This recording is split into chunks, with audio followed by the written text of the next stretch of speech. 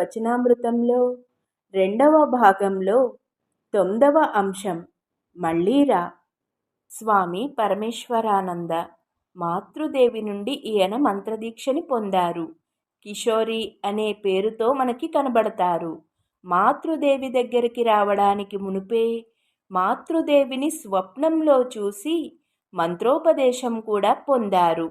ఇక మాతృదేవిని మొట్టమొదటిసారిగా జైరాంబాటిలోని ప్రసన్న మావయ్య ఇంటి వసారాలో దర్శించుకున్నాను. ప్రణమిల్లిన వెంటనే మళ్ళీరా అన్నారు. కారుణ్యం ఉట్టిపడే ఆ మాటలను మాత్రమే ఆ రోజు విన్నాను. మరేమీ మాట్లాడడానికి వీలు పడలేదు. ఇక రెండవసారి మాతృదేవిని దర్శించింది కూడా అదే ఇంట్లోనే. భోజనాలు అయిన తరువాత మాతృదేవి నిలబడి ఉన్నారు. మేం ప్రణమిల్లినప్పుడు రండి, అందరూ బాగున్నారు కదా అని అడిగారు. అవునన్నాను నేను. అనేక విషయాలు మాట్లాడిన తరువాత మాతృదేవి ఇలా అన్నారు. ఇదిగో చూడు, వందే మాతరం అని నినదీస్తూ ఊరికే ఆర్భాటం చెయ్యవద్దు. రాట్నం తీసుకురా, వస్త్రాలు నెయ్యి. ఒక రాట్నం దొరికితే నూలు తీయాలనుకుంటున్నాను. పని చెయ్యండి. ఊరకే ఆర్భాటం చేయడం మంచిది కాదు. యువకులు ఎటు పయనిస్తున్నారో చూడు. ఆ తరువాత నాకు ఉద్బోధన్ పత్రిక ఒకటి ఇస్తూ, ఇందులో నరేంద్రుడు చెప్పిన విషయాలున్నాయి, చదువు. గురుదేవులు పుస్తకాలు చదివావా అని అడిగారు. అప్పుడు నేను అవును, కథామృతం లాంటి కొన్ని పుస్తకాలు చదివాను అని చెప్పాను. ఆ రోజు మాతృదేవి పలుకులు మాకు మార్గాన్ని నిర్దేశించాయనే చెప్పాలి. సర్వత్రా చీకటి ఆవరించిన మార్గంలో వారి ప్రేమ వచనాలు మాకు మార్గదర్శకాలు అయ్యాయి. ఒకరోజు మాతృదేవి కోల్పారాకు వచ్చారు. మఠంలోని నూతన భవనంలో మాతృదేవి గురుదేవులను ప్రతిష్ఠ చెయ్యాలని మా అందరి కోరిక. ఈ విషయం మాతృదేవికి ముందుగానే తెలియజేశాం. నిర్ణీత సమయంలో మాతృదేవి పూజ గదిలోకి వచ్చి ఆసనం మీద కూర్చున్నారు. గురుదేవుల పటాన్ని తీసుకుని పీఠంలోని చిన్న ఆసనంపై అమర్చారు. తమ పటాన్ని దాని ఎడమవైపు ఉంచి పూజ చేశారు. ఆ తరువాత నాతో నువ్వు హోమం చెయ్యి అన్నారు. నేను హడలిపోయాను. స్వదేశీ ఉద్యమంలో దేశదిమ్మరిగా తిరిగిన నాకు పూజ హోమాల గురించి అసలు తెలియదు. అందువలన మాతృదేవితో అమ్మా, నాకు హోమం గురించి ఏమీ తెలియదు, నేను ఎలా హోమం చెయ్యను అని అన్నాను. అందుకు మాతృదేవి, దానికేం, నేను నీ పక్కన నిలబడతాను. గురుదేవుల పవిత్ర నామాన్ని ఉచ్చరిస్తూ అగ్నిలో నెయ్యి అర్పించు, హోమం చెయ్యి అన్నారు. అలా అంటూ పూజగది తలుపు మీద చెయ్యి వేసి నిలబడ్డారు. నేను కూడా అగ్నిని రగిలించి గురుదేవుల బీజమంత్రం ఉచ్చరిస్తూ నిర్ణీత బిల్వదళాలను సమర్పించి హోమం చేశాను. ఇక హోమం పూర్తవగానే మాతృదేవి, ఇదిగో హోమం సమాప్తమయ్యింది. ఇక భస్మాన్ని సేకరించి హోమరక్ష తయారు చెయ్యి. హోమకుండంలోని భస్మాన్ని సేకరించి కొద్దిగా నెయ్యి కలిపి బాగా రుద్ది హోమరక్ష తయారు చెయ్యి. దానితో అందరికీ బొట్టు పెట్టు అన్నారు. నేను అలాగే చేశాను. ప్రసాద రక్షతో మాతృదేవి నెత్తిపై బొట్టు పెట్టాను. తరువాత భక్తులందరికీ అలాగే చేశాను. గురుదేవులు మీకందరికీ శ్రేయస్సు ప్రసాదించుగాక, పూజను స్వీకరించెదరుగాక అన్నారు మాతృదేవి. నైవేద్యాన్ని అర్పించిన తరువాత మాతృదేవి భక్తురాండ్రతో కలిసి ఆనందంగా భోజనం చేశారు. పూజగదికి పక్క గదిలో విశ్రాంతిని తీసుకున్నారు. ఒకసారి కోల్పారా జగదంబ ఆశ్రమానికి మాతృదేవి వేంచేశారు. భక్తుల ప్రార్థన మన్నించి వారు అక్కడ కొద్ది రోజులు బస చేసేటట్లుగా ఏర్పాట్లు జరిగాయి. వంటకు ఎవరిని ఏర్పాటు చేయలేదు. కేదార్ మహారాజ్ మాతృదేవి దగ్గరకు వెళ్ళి వంటకు ఒక మనిషిని ఏర్పాటు చెయ్యనా అని అడిగారు. అప్పుడు మాతృదేవి నా వైపు తిరిగి నువ్వు వంట చెయ్యి అన్నారు. నాకు వంట గురించి బొత్తిగా ఏమీ తెలియదు. ఈ విషయం మాతృదేవితో చెప్పినప్పుడు ఆమె నీకు తెలిసిందే చెయ్యి అన్నారు. వంటగదికి వెళ్ళాను. ఒక్కటి కూడా సరిగ్గా కుదరలేదు. తరువాత మాతృదేవి భోజనానికి వచ్చి కూర్చున్నారు. నవ్వారు. ఆ నవ్వుకి కారణం ముందుగానే నాకు తెలుసు కదా. మర్నాటి నుండి 10-12 రోజులు రోజూ వంటగదికి వచ్చి పక్కనే నిలబడి అంచెలంచెలుగా నాకు మాతృదేవి వంట నేర్పించారు. ఒకరోజు మాతృదేవి నేను కూర్చుని కూరగాయలు తరుగుతున్నాం. అప్పుడు నేను, అమ్మా, బ్రహ్మజ్ఞానం ఎలా కలుగుతుంది? ఈ కళ్ళతో బాహ్య వస్తువులన్నింటినీ చూస్తున్నాను. వీటినన్నింటినీ బ్రహ్మంగా ఎలా తీసుకోను? ఈ అనుభూతి ఎలా సిద్ధిస్తుంది? బ్రహ్మజ్ఞానం కలుగకపోతే ముక్తి లేదని స్వామీజీ అంటున్నారు. ఏమీ అర్థం అవడం లేదు అని అన్నాను. అప్పుడు మాతృదేవి, అది చాలా కఠినమైన దారి. అలాంటి సాధనలు అనుష్ఠించి పురోగమించడానికి చాలా కాలం పడుతుంది. నువ్వు గురుదేవులను ప్రార్థించు. ఆయన్ను ఆశ్రయించి జీవించు. సముచిత తరుణం ఆసన్నమైనప్పుడు ఆయన అన్నింటినీ గ్రహింపచేస్తారు. నువ్వెందుకు ఆందోళన చెందుతావు? గురుదేవుల అనుగ్రహం కలిగితే అంతా సిద్ధిస్తుంది. ఇదిగో చూడు, చాలా రోజుల తరువాత నిన్న ఇక్కడ గురుదేవులను చూశాను. భోజనానంతరం ఆయన విశ్రమిస్తున్నట్లు అనిపించింది. జనసంచారం లేని ఏకాంతమైన ప్రదేశం ఇది అన్నారు మాతృదేవి. ఇక దుర్గా పూజ సమయం. మాతృదేవి జైరాంబాటిలో ఉన్నారు. అనేక ప్రాంతాల నుండి ఎందరో భక్తులు వస్తున్నారు. ఆ రోజు ఒకరికి సన్యాస దీక్ష, పలువురికి మంత్రదీక్ష ప్రసాదించారు మాతృదేవి. అష్టమి రోజు సాయంత్రం 4 గంటలకు నేను కోల్పారా నుండి బయలుదేరాను. సుమారు 1:30 గంటల్లో జైరాంబాటికి చేరుకున్నాను. ప్రసన్న మావయ్య ఇంటికి వెళ్ళి మాతృదేవికి ప్రణమిల్లాను. ఆరోగ్యం బాగా లేకున్నా ఆ సమయంలో కూడా మాతృదేవి మోకాళ్ల మీద కూర్చుని మైదా పిండి సిద్ధం చేస్తున్నారు. సుమారు 2 కిలోల పిండి లూచీలు తయారు చేసి అందరికీ ప్రసాదంగా పంచుతారు. పక్కనే పలువురు నిలబడి ఉన్నారు. అయినా వారెవ్వరూ మాతృదేవి కష్టపడుతూ ఉండడం గురించి పట్టించుకున్నట్లు తోచలేదు.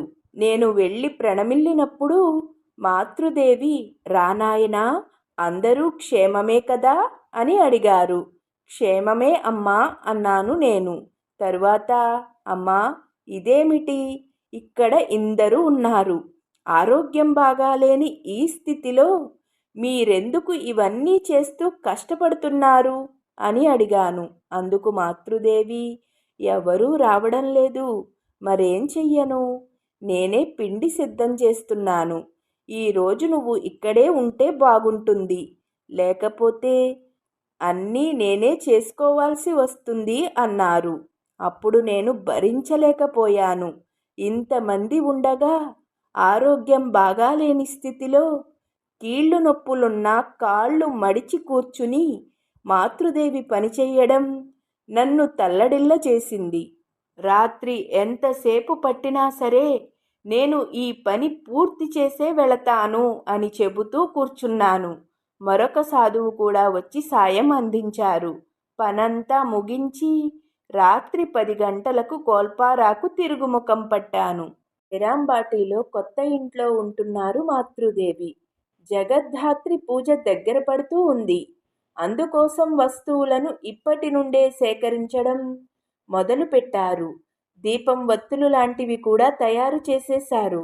ప్రతి వస్తువును అత్యంత శ్రద్ధగా, భక్తితో సేకరించారు. చూసిన వారికే అది అర్థమవుతుంది. అందులో 100లో 1 పాలు శ్రద్ధ మనకుంటే మనకు సద్గతి కలుగుతుంది. ఇక పూజా మండపంలో ముగ్గులు వేయాల్సి ఉంది. అప్పుడు నేను, మీ ఇంటి ఆడవారిని పిలవమంటారా? మామూలుగా వారే కదా ముగ్గులు వేస్తారు, పిలువకపోతే గోరంతలు కొండంతలు చేస్తారు అని అన్నాను. అందుకు మాతృదేవి, వద్దు, వారినెవ్వరినీ పిలవవద్దు. నా ఆడపిల్లలు కూడా మీరే, మగపిల్లలు మీరే, మీరు వేస్తే చాలు, అప్పుడు నేను నాకు ముగ్గులు వేయడం రాదమ్మా అన్నాను. అందుకు మాతృదేవి నీకు తెలిసినంత వేయి అన్నారు. ఇక వేరే మార్గం లేక నాకు తెలిసినట్టుగా ముగ్గు వేశాను. మాతృదేవి వాటిని ప్రశంసించడమే కాకుండా అందరినీ పిలిచి చూపించారు కూడా. పూజ ముగిసింది. నైవేద్య ప్రసాదం అందరికీ పంచిపెట్టారు. మాతృదేవి తండ్రి వంశపు పురోహితుడే పూజ చేశారు. ఆయనకు ప్రసాదం దక్షిణలన్నీ మాతృదేవి ఇచ్చారు. తరువాత రవ్వ పాయసం తీసుకువచ్చి ఇవ్వమని ఒక సాధువుకు చెప్పారు. కానీ దానిని స్వీకరించడానికి పురోహితుడు నిరాకరించారు. ఎందుకంటే ఆ సాధువు బ్రాహ్మణుడైనా అప్పుడు జంజం వేసుకోలేదు. అందువలన ఆ సాధువు నుండి ఏదైనా పుచ్చుకోవడం ఆచారానికి విరుద్ధమని ఆ పురోహితుడు నిరాకరించారు. ఇది విన్న మాతృదేవి, వీరి చేతుల మీదుగా తిననంటున్నారే, వీరు ఇచ్చే ఆహారం తింటే మీ 14 తరాల వారు పుణ్యాన్ని పొందుతారు అన్నారు. అక్కడ నిలబడ్డ కాళీమావయ్య, అక్కయ్య నువ్వు ఊరుకో, ఈయన మనకు గురువు అన్నాడు. గురువట గురువు, చెప్పడంతో సరిపోయిందా అన్నారు మాతృదేవి. పూజ కోసం రోజంతా బొంగరంలా తిరిగారు మాతృదేవి. భోజనానికో విశ్రాంతికో కాస్త సమయం కూడా దొరకలేదు. తీరిక దొరికినప్పుడు కొద్దిగా షర్బత్తు తీపి తిని నాకు ఇచ్చారు. ఇక భోజనాల వేళ అయ్యింది. ఎవరు ఎక్కడ కూర్చోవాలో నాకు వివరించి చెప్పారు మాతృదేవి. నేను అలాగే చేశాను. అంతలో మరొక సమస్య తలెత్తింది. అది ప్రతి సంవత్సరము తలెత్తే సమస్యే, కుల పట్టింపు సమస్య. ఈ సమస్యను లేవదీయడానికంటూ ఆ ఊళ్ళో కొందరు పెద్ద మనుషులున్నారు. అన్ని కులాల వారు శిష్యులుగా ఉన్నారు. కొందరు బ్రాహ్మణులైనా జంజం వేసుకోలేదు, అంటరానితనం గురించి పట్టించుకోవడం లేదు అంటూ ఏదో ఒక దానిని లేవనెత్తి గోరంత సమస్యను కొండంతగా చేసేస్తారు. తరువాత దక్షిణ అనే పేరుతో వారికి డబ్బిచ్చి వారితో సరిపెట్టుకోవడం జరుగుతుంది. ఆ రోజు అలా ప్రారంభమైన వెంటనే మాతృదేవి, మీకు కావలసింది డబ్బే కదా, దానిని సూటిగా అడగవచ్చు కదా, నాకు ఇంత కష్టం కలిగించి డబ్బు గుంజుకోవలసిన అవసరం ఏమొచ్చింది, నేను అన్నింటినీ సహిస్తూ వెళుతున్నాను. కానీ మా అబ్బాయిలు కూడా ఇలాగే ఉంటారని కలలు గనకండి అన్నారు మాతృదేవి. మొత్తానికి అంతా సవ్యంగా జరిగిపోయింది. మాతృదేవి దర్శనార్థం దేశం నలుమూలల నుండి భక్తులు వచ్చేవారు.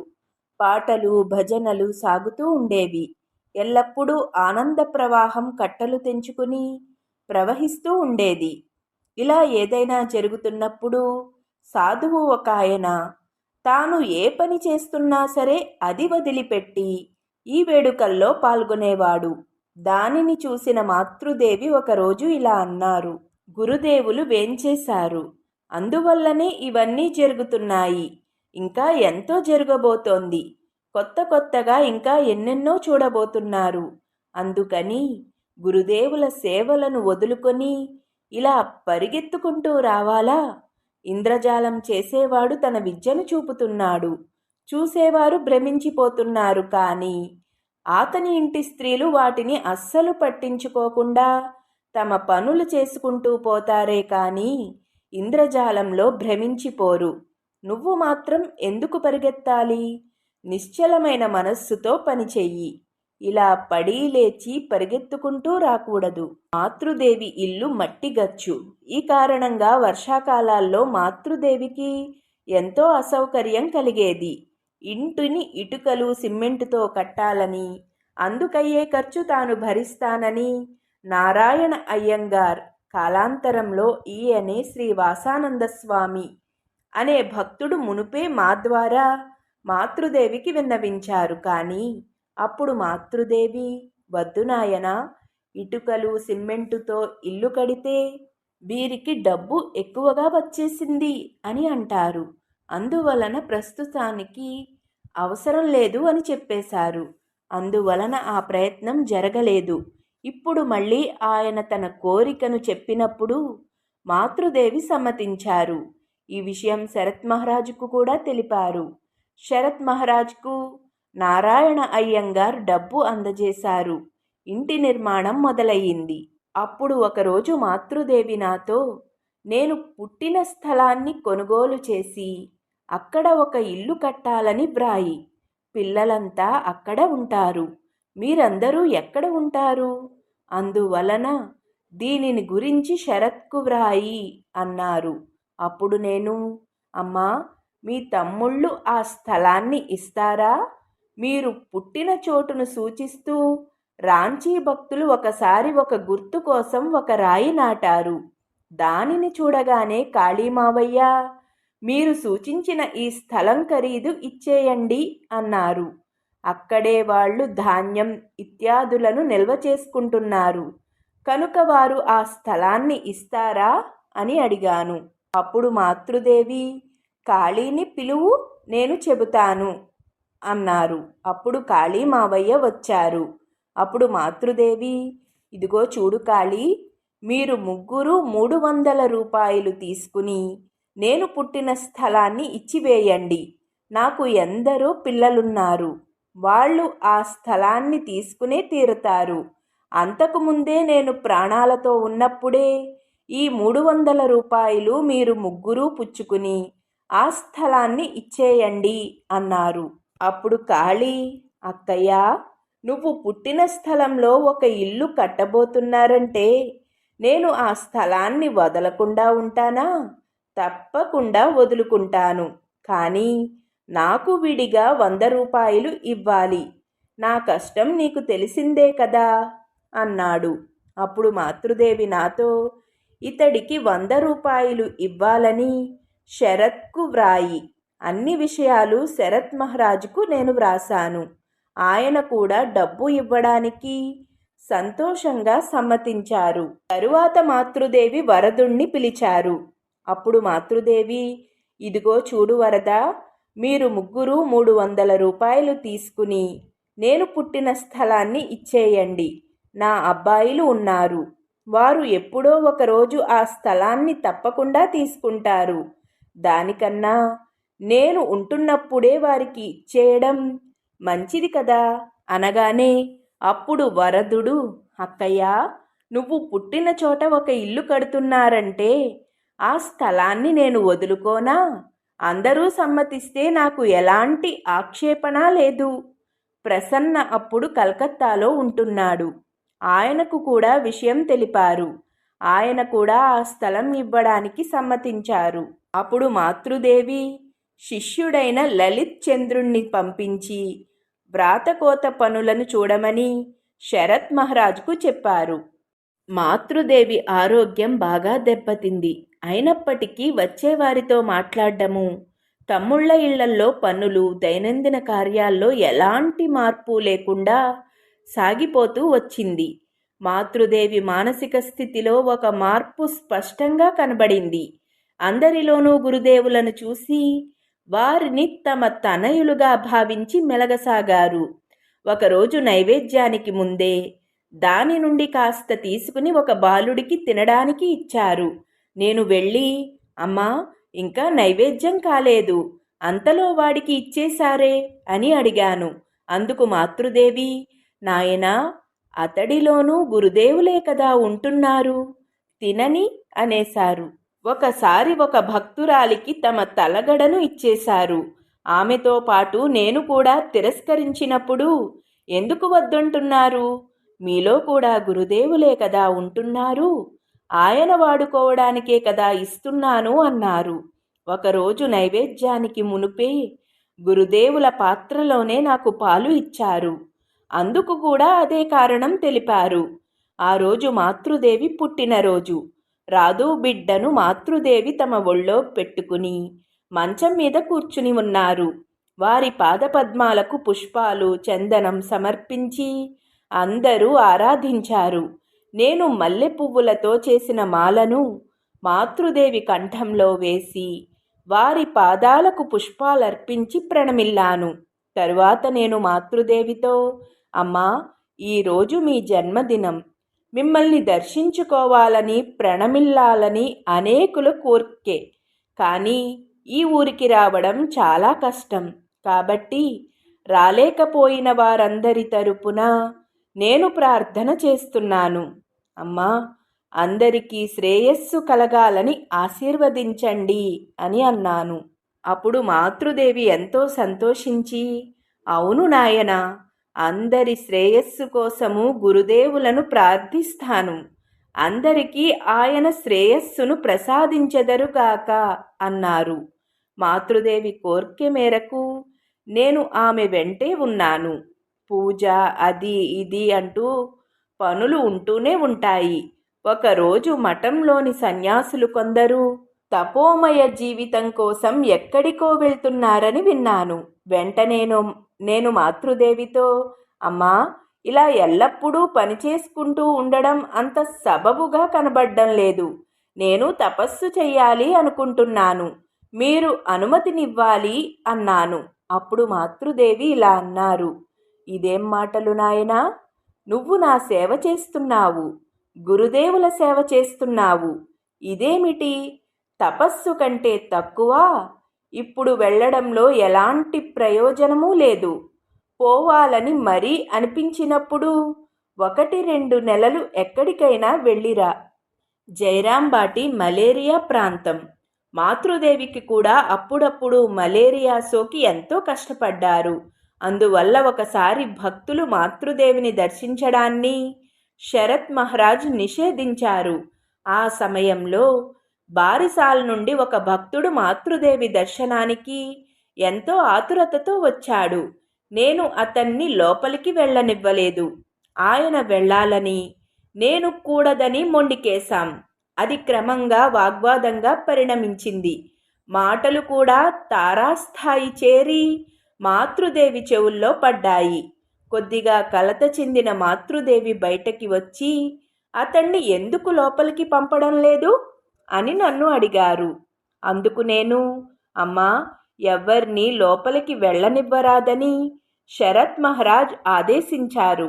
ఆరోగ్యం బాగాలేని స్థితిలో మీరు మంత్రదీక్ష ఇవ్వడం జరిగితే ఆరోగ్యం ఇంకా దిగజారుతుంది అన్నాను నేను. అది చెప్పడానికి శరత్ ఎవరు? నేను ఇందుకోసమే జన్మించాను.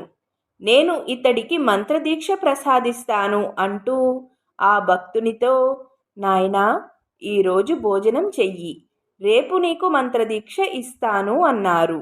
మంత్రదీక్ష పుచ్చుకున్న తరువాతే తినాలని సంకల్పం చేసుకున్నాడు ఆ భక్తుడు. ఒకరోజు సాయంత్రం మాతృదేవి కొత్త ఇంటి వసారాలో విశ్రాంతిగా కూర్చుని ఉన్నారు. మేము ప్రణమిల్లడానికి వెళ్ళాము. మాతృదేవి తమంతట తామే ఇలా అన్నారు, ఈ పిల్లలు అంటే సాధువులు భోజనంలో రుచి కోసం వెతుక్కుంటూ మఠం నుండి మఠం వెళుతున్నారని ఫలానా వ్యక్తి అంటున్నాడు. ఏం మాటలో చూసావా? వారందరూ నా పిల్లలు, గురుదేవుల సంతానం. వారికి భోజనానికి కష్టం వస్తుందా? ఎన్నటికీ అలా జరగదు. గురుదేవులతో, ప్రభూ, ఎన్నటికీ మీ పిల్లలకు భోజనానికి లోటు రాకూడదు అంటూ నేనే ప్రార్థన చేస్తున్నాను. రుచి కోసం వెతుక్కుంటూ వారు అటూ ఇటూ వెళ్తున్నారని అతడు ఎలా చెబుతాడు? వారందరూ ఎందుకు రుచికరమైన ఆహారం తినకూడదు? అనురక్తి ఉన్నవాడే దుఃఖిస్తాడు అన్నారు. ఇక ఒకరోజు నేను మాతృదేవితో, అమ్మా, నేను ఎక్కడ మునిగిపోతానో అని కొన్ని సమయాల్లో భయం వేస్తోంది. మనస్సు అంతగా చంచలమవుతున్నది అన్నాను. అందుకు మాతృదేవి, అదెలా నాయనా? నువ్వు ఎలా మునిగిపోతావు? గురుదేవుల తనయులైన మీరు మునిగిపోగలరా? అలా ఏనాటికి జరగదు. గురుదేవులు మిమ్మల్ని కాపాడతారు అన్నారు మాతృదేవి.